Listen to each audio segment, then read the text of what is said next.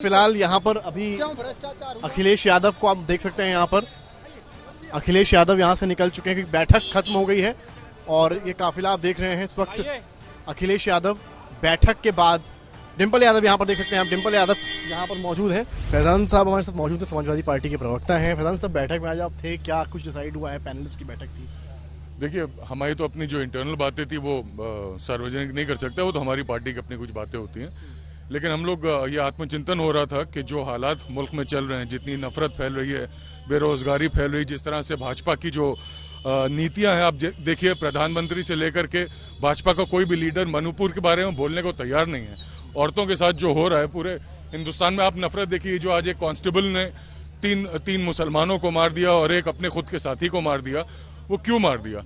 ये वो नफरत के चलते मार दिया जो मोदी और योगी सरकार ने भर रखी है। नफरत की बात करें, इसी बीच मुख्यमंत्री का बयान ज्ञानवापी को लेकर आया हुआ है, उसको लेकर कुछ निर्देश दिया कि आप लोगों को बोलना है कि नहीं बोलना है उसको? नहीं, देखिए, हमें क्या बोलना है क्या नहीं बोलना है वो तो अलग चीज है, लेकिन मेन चीज मैं आपको सिर्फ इतना बताना चाहूंगा, मैं किसी ये धर्म के छलावे में लोगों को फंसा करके मेन मुद्दों से भटकाना चाहती हूँ। आप लोग भी इस बारे में बात नहीं करेंगे? पैनलिस्ट ये निर्देश वगैरह, देखिए, ये इस बारे में मैं अभी फिलहाल कुछ नहीं बोलना चाहता। निर्देश क्या है क्या नहीं वो अलग चीज है, लेकिन आप जो आम जनता है हिंदुस्तान की, मैं उससे पूछना चाहता हूँ, आप लोग खुद भुगत रहे हैं, बेरोजगारी भुगत रहे हैं, बढ़े हुए दाम भुगत रहे हैं। आपको ऐसी सरकार को चुनना चाहिए जो आपको आपके मुद्दों के, आपके हक की लड़ाई लड़े, आपको रोजगार दिलाए, चीजें दिलाए, काम की चीजें दिलाए।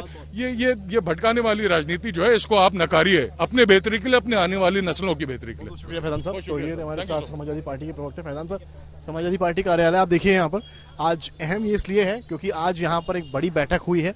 मीडिया पैनलिस्ट जो हैं उनको बुलाया गया था और इन मीडिया पैनलिस्ट जो थे वो सब शामिल हुए और उसके बाद यहाँ पर ये कहा गया सूत्रों के मुताबिक कि जो भी धार्मिक मुद्दे हैं या कंट्रोवर्शियल मुद्दे हैं उस पर ये पैनलिस्ट अपनी जो राय है वो चैनल्स पर नहीं रखेंगे और गरीबी की बात करेंगे, बेरोजगारी की बात करेंगे, लेकिन इन सारे मुद्दों से बचते नजर आएंगे। फरकुल चांद साहब इस वक्त मौजूद है हमारे साथ। फरकुल भाई, क्या कुछ निर्देश दिए गए हैं आज की बैठक में? काफी देर चली है।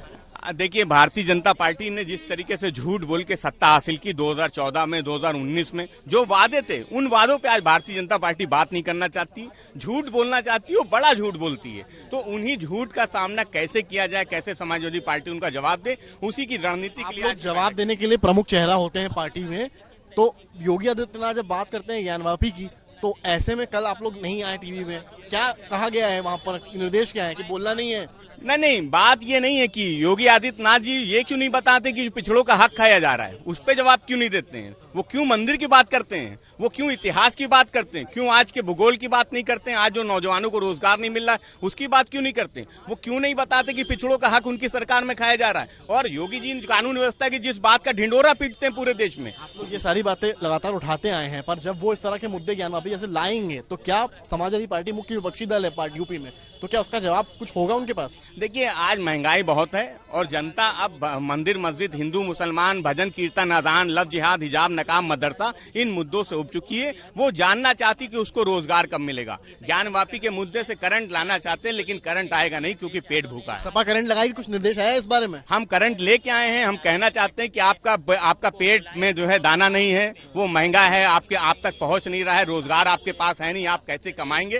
तो उसके लिए करंट है जनता में, क्योंकि बेरोजगारी है। और जो मंदिर मस्जिद से करंट भारतीय जनता पार्टी लेके आना चाहती है, जो झूठ फैलाना चाहती है, उसका जवाब समाजवादी पार्टी देगी। देखिए, लगातार प्रवक्ताओं की तमाम लिस्ट है, जो तमाम लोग यहाँ पर हैं। फरकुल चांद को आप सुन रहे थे, कह रहे थे कि जो करंट लगाने की कोशिश मुख्यमंत्री ज्ञानवापी के मामले से कर रहे हैं वो समाजवादी पार्टी नहीं होने देगी। अनुराग भदौरिया साहब मौजूद हैं टीवी पर, आप जो है लगातार छाए रहते हैं, सोशल मीडिया पैनलिस्ट। आज बैठक हुई है, पहले तो बताइए क्या कहा गया इसमें? देखिए, ये तय है, साफ बात है कि उत्तर प्रदेश और देश के अंदर में जिस तरह से भारतीय जनता पार्टी नफरत की राजनीति कर रही है, वो असली मुद्दों से ध्यान भटकाने की बात कर रही है।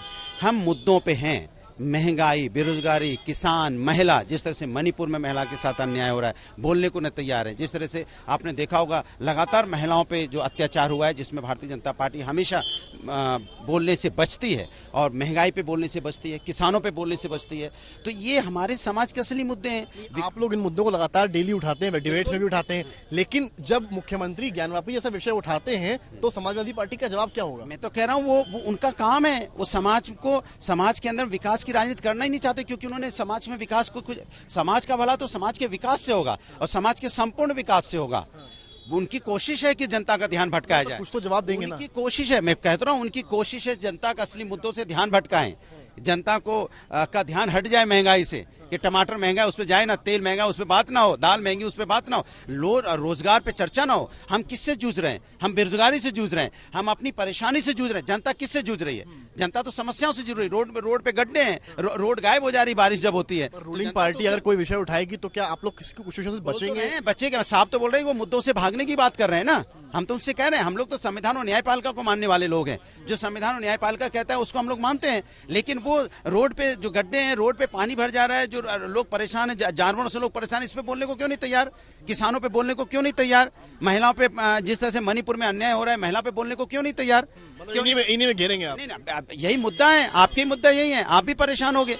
तो हर व्यक्ति परेशान किससे है? महंगाई से। महंगाई पे बोलना नहीं चाहते ये। तो भारतीय जनता पार्टी समाज के असली मुद्दों से भाग रही है, ये क्योंकि इन्होंने समाज में कोई काम नहीं किया है। तो समाज में जब काम नहीं किया है तो ये सिर्फ झूठ बोल के और लोगों को ध्यान भटकाने का काम कर रहे हैं। बात करने के लिए तो ये थे हमारे साथ अनुराग भदौरिया, और इन्होंने बताया कि ये जो मुद्दे इन्होंने बताए हैं इन पर बात करेंगे। हालांकि इसमें कुछ नया नहीं है, क्योंकि समाजवादी पार्टी या कांग्रेस या कोई भी विपक्षी दल इन मुद्दों की बात करता रहा है। सबसे बड़ा सवाल ये है कि बीजेपी जब ज्ञानवापी जैसा मसला सामने लाती है, जिसमें मुख्यमंत्री खुद आकर ये बात कह देते हैं कि भाई उसको मस्जिद कहना गलत होगा, तो क्या विपक्षी दलों के पास कोई स्टैंड है बोलने के लिए कि आखिर इसमें वो हामी भरेंगे या खिलाफ या उनके अगेंस्ट जाएंगे? पर क्या स्टैंड लाएंगे वो शायद अभी भी साफ नहीं है। मनोज सागर साहब मौजूद है, समाजवादी पार्टी प्रवक्ता। आज बैठक हुई है, निर्णय वगैरह क्या दिए गए हैं? पहले तो ये बताइए कि जो ज्ञानवापी को लेकर मसला छिड़ा हुआ उसको लेकर क्या हिदायत दी गई है? नहीं, जो उससे भी जो गंभीर मुद्दा है कि जो सरकार ये अनायास हमेशा नारा देती हो, जिसका विमर्श रहा हो कि बेटी बचाओ बेटी पढ़ाओ, मणिपुर में क्या हुआ इससे भी मर्माहत होने का सवाल है। और जो ज्ञानवापी पर आपका सवाल है, ज्ञानवापी पे तो सवाल यही है, वो सब जुडिस है और जो न्यायिक निर्णय आएगा उसको सब मानेंगे। लेकिन इस पर ये बहस हुई, विषय आया कि आज पिछड़े और दलित तबके के लोगों की संस्थानिक सरकार में हर जगह भागीदारी क्या है, और जो सरकार आए दिन ये बात करती है कि बेटी बचाओ बेटी पढ़ाओ, वो मणिपुर पर क्यों भाग रही है? वो क्यों मणिपुर के सवाल को नहीं देखना चाहती है?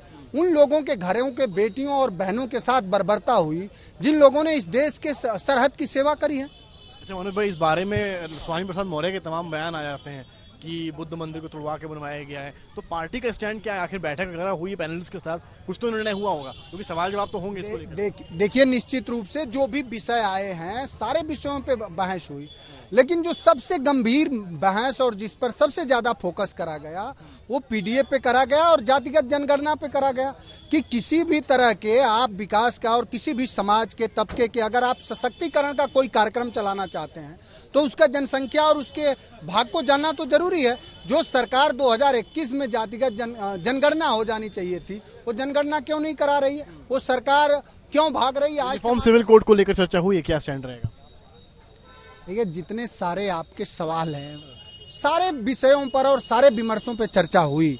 यूनिफॉर्म सिविल कोड का जो सवाल है, तो जो संविधान के आर्टिकल 44 में है, उसको हम सबको, आप जैसे सुधी पत्रकार साथियों को भी पढ़ना चाहिए, और जो हमारा प्रीएम्बल का है उसको भी देखना चाहिए कि हमारा प्रीएम्बल तो यही है कि हम एक पंथ निरपेक्ष और लोकतांत्रिक गणराज्य हैं। और इस प्रदेश के मुख्यमंत्री किस तरह के बयान दे रहे हैं, क्या उनको ये बताना चाहिए कि 6 साल में ऐसी पर आ रहा हूँ, जो जस्ट बयान दे रहे हैं, तो आप विपक्षी दल हैं, आपकी तरफ से जवाब क्या रहेंगे? ये उत्तर प्रदेश का नौजवान और किसान, उत्तर प्रदेश का नौजवान ये जानना चाह रहा है कि उत्तर प्रदेश के अधीनस्थ कर्मचारी चयन आयोग में अभी लेखपाल भर्ती का परिणाम क्यों नहीं आया?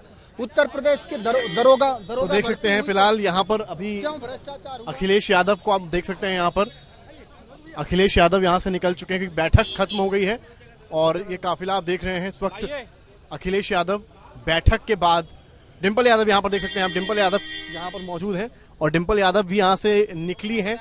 डिंपल यादव यहाँ से निकली है, डिंपल यादव भी इस बैठक में थी, शिवपाल यादव भी इस बैठक में थे और अखिलेश यादव भी इस बैठक में मौजूद थे। समाजवादी पार्टी नेता और प्रवक्ता सुनील साजन मौजूद है हमारे साथ। सुनील जी, बैठक चली है 3-4 घंटा लगभग, की पॉइंट्स क्या हैं बैठक के? देखिए, आज समाजवादी पार्टी के माननीय राष्ट्रीय अध्यक्ष जी ने समाजवादी पार्टी के सभी पार्टी के प्रवक्ताओं को बुलाया और उसमें रास्ता एक ही चीज पर सबसे ज्यादा बात हुई है कि किस तरीके से भारतीय जनता पार्टी असल मुद्दों से भाग रही है। भारतीय जनता पार्टी किस तरीके से पूरे देश में झूठ को परोस रही है, नफरत फैला रही है, तो उनसे कैसे लड़ा जाए और असल मुद्दों को कैसे लोगों के बीच कैसे ले जाएंगे? ये रास्ता है कि भाई बीजेपी कोशिश करेगी कि असल मुद्दों से भागा जाए, हमारी कोशिश होगी कि जो असल मुद्दे हैं, भाई मणिपुर पर देश में बीजेपी क्यों नहीं बात करना चाहती, महंगाई पर क्यों नहीं बात करना चाहती, भ्रष्टाचार पे क्यों नहीं बात आप ये करना सारे मुद्दे पहले भी उठाते रहे हैं, टीवी डिबेट्स में भी उठाए हैं आपने भी। मुख्यमंत्री कहते हैं इंटरव्यू में कि ज्ञानवापी को लेकर मंदिर मस्जिद वाली बात करते हैं, तो आप मुख्य विपक्षी दल है उत्तर प्रदेश के, तो एक जिम्मेदार पार्टी के तौर पर आपका एक विपक्ष के तौर पर रूलिंग पार्टी को इस मामला में क्या जवाब होगा? देखिए, जो मामला माननीय न्यायालय में हो उसको हम आप कैसे तय कर सकते हैं, लेकिन क्योंकि भारतीय जनता पार्टी सोच समझ के ये बयान इसलिए देती है कि उसको महंगाई पर न बोलना पड़े, टमाटर पे न बोलना पड़े, बेरोजगारी पर न बोलना पड़े, बहन बेटियों की आबरू लुट रही उस पर न बोलना पड़े, कोई किसी की हत्या कर दे रहा है उस पर न बोलना पड़े, तो इसलिए बीजेपी असल मुद्दों से भागेगी, लेकिन हम लोग भागने नहीं देंगे। असल मुद्दों से आप नहीं भागने देंगे, धार्मिक मुद्दे जो उठाएंगे उस पर काउंटर करेंगे। भाई देश संविधान से चलेगा, आस्था हमारा एक निजी विषय है, आस्था हमारी भी कहीं हो सकती है, लेकिन आस्था से देश नहीं चलेगा ना, आस्था से सरकार नहीं चलेगी।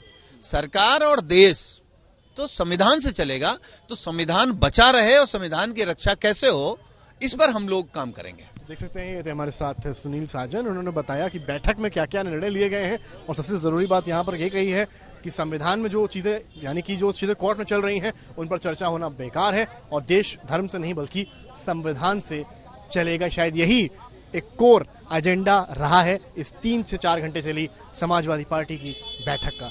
कैमरामैन गौरव गुप्ता के साथ समर्थ श्रीवास्तव, लखनऊ।